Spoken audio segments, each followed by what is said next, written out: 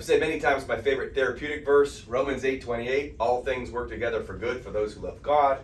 I've written down many different concepts we're going to weave together and make it all work together for good. Ending with, what is your job in all of this? What is it that we're supposed to be doing? And we're going to make it super simple, starting again with one of my favorite verses, Matthew 7:5. Do not worry about a speck in your neighbor's eye when you have a log in your own, which is quite similar to Buddha's final words, which were strive. Thank you very much. See, I'm glad I remembered what it was, but you got it. Say it again louder. Strive for your own liberation with diligence. Very good, and I have this drawing down here too to back that up later. So, not worrying about the speck in other people's eyes, when you have a log in your own, and striving for your own liberation, it's the same concept, same idea. And we have a lot of different things to put together to make this drawing come to life at the end. Starting with, I've known for years I wanted to do a little lecture that included the sport of curling. Are you guys familiar with the sport of curling? Can you describe it? Or, you visualize it at least, okay? So what I know about curling, very limited, so I might say something stupid, but I get the basic idea, that the pusher pushes the stone, or they call it the rock, and then lets it go. And then as the rock is sliding down the ice towards, by the way, what's called the house, you push the rock towards the house, there's a goal, there's a destination, okay? Well, the sweepers are moving along the way, doing something to the ice. And what they're doing, brushing the ice, I thought it was maybe to move rocks and little pebbles out of the way. And I think that's true. There could be impediments along the way, and they don't want the rock to get affected, because it's really a ice game of cornhole, right? You throw the corn bags and it lands on the board, and then the next guy can throw it and can knock a corn bag into the hole or knock it off. I mean, that's what it is. And so you're curling and you're you're sliding the rock towards the house, and you can sweep impediments out of the way. But they're really melting the ice very subtly, because the rock curls. It's like, I guess, a bowler, you spin it in a way to keep it rotating. But in order to speed it up or change its direction ever so slightly, you can brush a pattern, if you will, in the ice that melts it, and then it sort of follows that pattern, slows it up, speeds it down, and it lessens the curl. Isn't that interesting? Imagine if you're playing cornhole and you throw a corn bag, and as it's in the air, you can blow some wind at it or something and speed it up, or hits the board and you can slide it a little further, a little shorter, make it a little easier, right? So that's what they're doing. They throw the rock, or they slide the rock, and then they try to alter its course. Now, why do I think this is so important? This is our lives, almost exactly. When you get to a stage of your spiritual development in particular, your life is like the rock. It's set in course. It's almost a fait accompli in many ways. You're not going to be able to go back and change much. It's already been sliding for a long period of time. But what we are is the sweeper. We can move the impediments.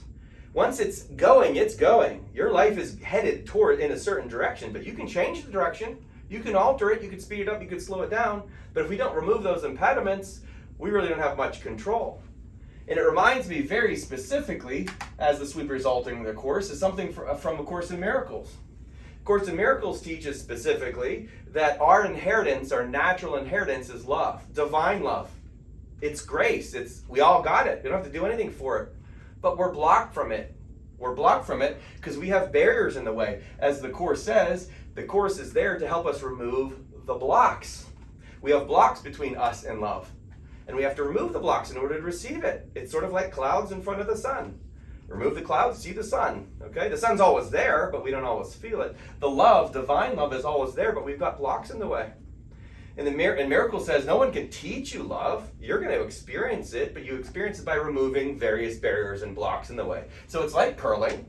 You can alter the course. You can change your experiences by sweeping impediments and barriers out of the way, for sure. And you can speed it up and slow it down, all based upon how much sweeping you do, okay? And this links directly to Ram Dass in Be Here Now. Great text from 50 years ago. He says, I can do nothing for you but work on myself. And you can do nothing for me but work on yourself. Isn't that funny, considering how much work we try to do to try to help others in the world? And most of it, charitable, is a good idea. Certainly it's not bad to help others, physically speaking. But we're not really helping others if we're not sending them spiritual energy, okay? If we're not lightening somehow the burden. Because if all you do is hand someone some money, they only feel better for a short period of time. And if we only help people feel better for a short period of time, what happens when you're not around later on? Okay? What we have to do, because we're all in the same journey, Chinese proverb here, we're all in the same journey, says the proverb. Those who blame others haven't started their journey. Those who blame themselves are halfway done. Those who blame no one have arrived. So we aren't helping each other if we blame other people. We're still stuck at the starting point if we blame others in our journey. If we blame ourselves, that's not good enough either. A lot of people do that, beat themselves up. Everything that we did wrong, we did out of ignorance. Hence, forgive them, they know not what they do. Okay? So that's how you help people. When you work on yourself, you bring about energy into yourself, and then you can help lighten other people because you are the light. And as that light gets transmitted between people, that facilitates their journey. And we could talk to each other about things like, well, maybe you need to forgive that person. And if you forgive someone, you can remove the barrier between you and what love is. And shame yourself, burdens that we hold on to from things we did in the past. You remove that, guess what? Love shows up. This is how we help ourselves on the journey, and then we can help others in that direction. It's why Jesus says to not worry about the other person's speck. You got to keep working on yourself. And that's how you help the other person. That's why Buddha emphasizes striving for your own liberation. Okay? And so the Chinese proverb links directly to the hero's journey. Joseph Campbell's great work from the late 1940s. And one of these days I'm going to do a whole lecture on it. I love it. And it's so precise. I think it's about 23 or 24 steps, something like that. But we all have it in common. We're just we're in different phases of this journey.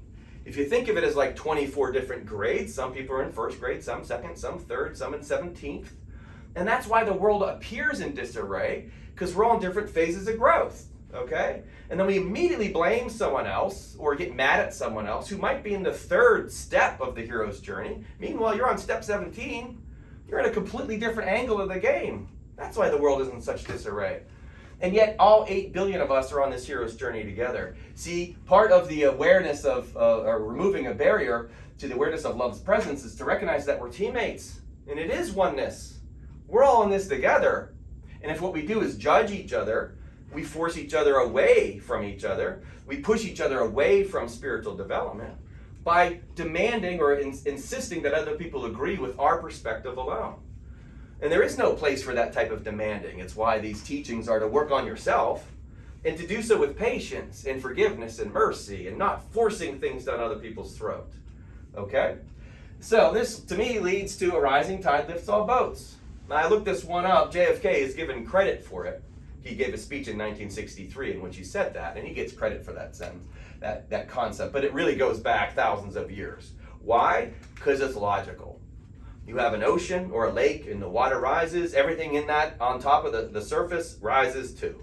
Simple. And if it lowers, then everything lowers. Very logical. Rising tide lifts all boats. Well, it's a wonderful way to think of our lives and our job together and how we're supposed to be good teammates together. A rising tide lifts all boats works very well energetically. So here I have a simple little diagram. And this is our job and each of our jobs individually connecting to these two pieces of wisdom from Jesus and the Buddha. So here we have 3 different beings. This little square can be thought of as the heart, but it's certainly the body. Could be all the chakras. And I picked blue as the light, and so this person in the middle is centered. And they are filled with the light. As Jesus says, if your eye is single, your whole body will be filled with light. And so this person is filled with light. And that's this person's job, okay? To be filled with the light. Because a rising tide lifts all boats. What happens when this person is filled with light? Automatically, the light comes off of them. And some light goes to this person and some light goes to that person. So this person, I have a barrier, that's what this black line represents, but there's a gap in it. And so they're a little open. And so since they're a little bit open, a little bit of this light goes through. And since a little bit of this light goes through, this person's heart changes a little bit. It doesn't even matter what you do. It's how you be. That's Ram Dass, be here now. The more I work on myself and I'm being, the more I can project this light. And if you are even a little bit open, you're going to feel it. Now, if you're completely blocked, what can I do about it? As Jesus teaches, do not cast pearls before swine. What good is it if someone isn't at all interested in this? Then don't waste your time with it. Krishna teaches to not breathe the word of this to anyone who's not interested in entering into his being. And so this is for spiritual people to practice. You have a lot of people who are blocked entirely, and they're filled with the darkness. You can't do much with that. It's not your responsibility. You're supposed to strive for your own liberation. That's what you're doing. But in doing so, if you do this for all beings, because even if you're on a person who's fully blocked, they have barriers for sure, and they're blocked, you still can offer them the light. But what if you spend hours, days, weeks, months, years, maybe lifetimes trying to hammer this person? Meanwhile, you got a person right over here that is totally open and available. What should you do? Go to the path of least resistance, right? Go with the flow. As Eckhart Tolle says, if someone's not interested, what does he say? Don't worry, they'll be back in 3 years. Yeah, come back a couple years later, all right? Because we've all got these barriers. We've all had these barriers. Down here, I always blame the ego. There's nothing wrong with the ego except it's the devil, okay? There isn't a little dude with a pitchfork. The ego is devilish because the ego is the physical focus. And what does the ego do? It's a way of thinking. It's a way of perceiving. It sees the world physically. It's what the darkness is all about, okay? And the ego divides, and it breaks people into groups. And it says we're different somehow. It does it by race, and it does it by sexual orientation, it does it by political affiliation, it does it by religion, probably more than anything else. Meanwhile, the Holy Spirit, which is the Tao, which is the mother of all things, which gave birth to all of us, and everything under the sun, hence Romans 8:28, it all works together for good. We don't have to sit in judgment of anyone else. That's not your call to make. Your job is to just stay in the light. I mean, it couldn't be any more clear than that. Jesus didn't say walk around hammering people with a book. He did say, be the light. He says, I don't desire sacrifice, I desire mercy. And he says, be forgiving and all those things. He barely talks about behaviors. It's all about getting connected to the light, stay connected to the light, and then shine the light. Hey, speaking of the light, look at this light has surfaced now, right? It's literally shining light across these characters, okay? And so here we're living in a world, and you get to pick which one you think you are. Are you all blocked? Are you a little bit of both, or are you the light? Of course, there's a wide array. A lot of gray in between there. But you can tell, because it's actually pretty simple, if you're struggling with anything, if it's pain, if there's suffering, and it's some of this darkness, it's coming from a place of ego, it's separating you, it's blocking you from the light. That's the barriers we need to remove. I was just talking to a woman earlier today about this. I struggle sometimes with my divinity. No kidding, that's like everybody. That's like step 24 of the hero's journey. When Jesus says, know ye not ye are gods, and you are the light, people have a hard time believing that. He says, greater works than these you can do. He puts you on his level. Okay? Is that how it gets taught in church all the time? That we're equals, that includes Jesus. Buddha's first revelation is we're all Buddha. That's a big deal. That means you have as much light as Jesus himself.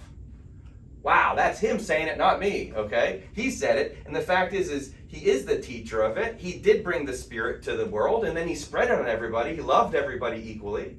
He didn't judge. He didn't say some people were better than others. He just knew who to shine the light. Well, he shined the light all the time, but he just knew where there were openings and where there weren't, and where we should spend our time and perhaps maybe walk away and wait a few years, okay?